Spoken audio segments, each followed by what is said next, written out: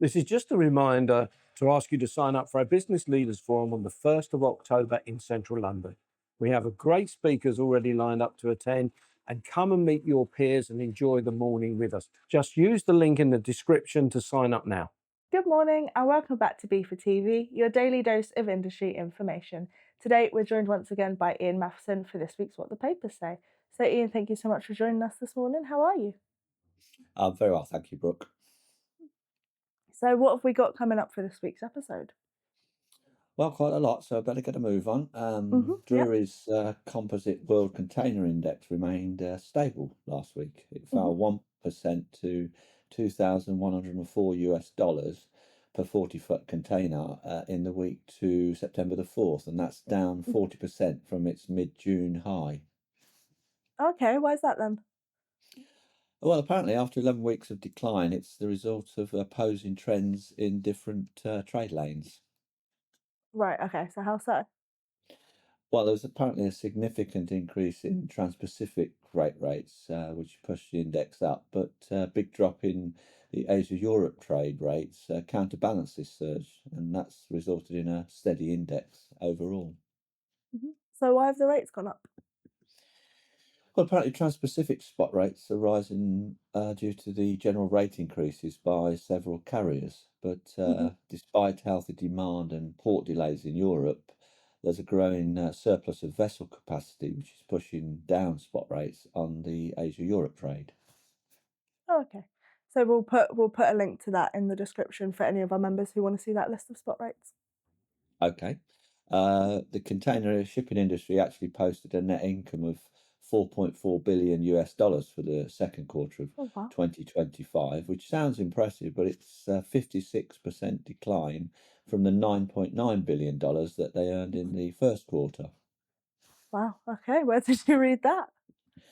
Oh, it's in various media reports, hmm quoting a maritime financial analyst called John McCone. That's 63.7% year-over-year drop from the $12 billion profit recorded in the second quarter of last year. That's a huge drop. So why is that? Again, it's driven by tariff and related trade initiatives of the USA, which are reducing container volumes into and out of American ports. And based on the reports that you've read, do they think that it's going to continue and it's going to get worse? Well, McCown says he anticipates that quarter three profits between 1.9 and 2.5 billion US dollars, and that's a fraction of the 26.4 billion US dollars recorded in the third quarter of 2024. That's a massive fall, and it's definitely one that we'll have to keep an eye on. Well, it is a massive fall, but it's not stopping container shipping lines from ordering new ships, and who knows what impact that will have on demand and Mhm. supply and eventually rates. Yeah, yeah, of course. Right, in air cargo, IATA said global air cargo demand rose 5.5% in July compared to the same month in 2024, and capacity also rose by 3.9%. Okay, so is that good news for our members? Yes and no, I think it's fair to say. Most major Okay. trade lanes reported growth, with one exception, and that was between Asia and North America, where demand was actually down 1% year on year. Okay, so how come that one fell while the rest of them increased? Well, I think IATA said it was due to US trade policies again, and the August figures will likely reveal more clearly the impact of shifting US trade patterns. Mhm. So when we're looking at that, is it all about the US markets?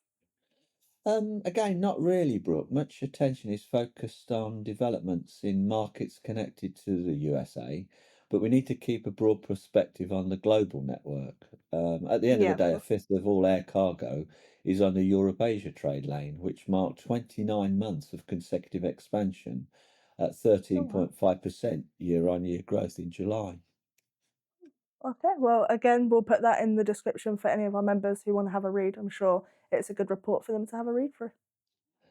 Okay, well, let's stay with the air mode for a moment. Cargo Mhm. IQ data from July 2025 shows that average on-time performance amongst major airlines fell in July. Right, okay. Did the report say anything else about it? Well, it said it's a concerning trend that could have a Mhm. significant and direct negative impact on freight forwarders. Yeah, of course. Once again, it's something that we'll have to keep an eye on. Yeah, indeed, yeah. In the mergers and acquisitions arena, the UK Competition and Markets Authority have cleared the merger of DHL e-commerce UK and Every, which was announced a while ago. Yes, yeah, I did see that. So what happens now that they're merging? As I understand it, Brooke, DHL e-commerce UK will be rebranded as Every Premium, which is a network of DHL, and remain a separate network. Yeah, I mean, from what I've read, it was certainly a big scale business. Oh, absolutely. And talking of scale, Brooke, BIFA members active in the cold chain logistics arena will be interested to hear that market is set for rapid expansion.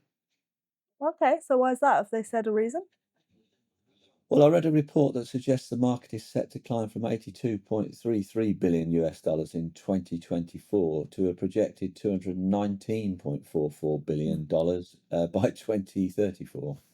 Wow, I mean, yeah, that's certainly a rapid expansion. It certainly is, yeah, a compound annual growth rate of 10.3% over 9 years. So when we're looking at that increase, I know obviously it's a huge jump. Have they said kind of the reason behind why it's going to go up so much? Yeah, they said higher demand for fresh and frozen foods, the Mhm. boom in e-commerce platforms, and the rising need for storage capacity as food service outlets expand. Yeah, well, yeah, of course. Well, it's certainly one that we'll keep an eye on and hopefully our members can benefit from. Right, well, ending on that very positive note, thank you as always, Ian, for this update. I know that our members will find it of use. Well, as always, Brooke, it's a pleasure, and I hope they find it as use too. Mhm. The links to all of the articles and the reports we've discussed today will be in the description below, as always. That's all for today's edition of BIFA TV, your daily dose of industry information. This is just a reminder to ask you to sign up for our Business Leaders Forum on the 1st of October in central London. We have a great speakers already lined up to attend, and come and meet your peers and enjoy the morning with us. Just use the link in the description to sign up now.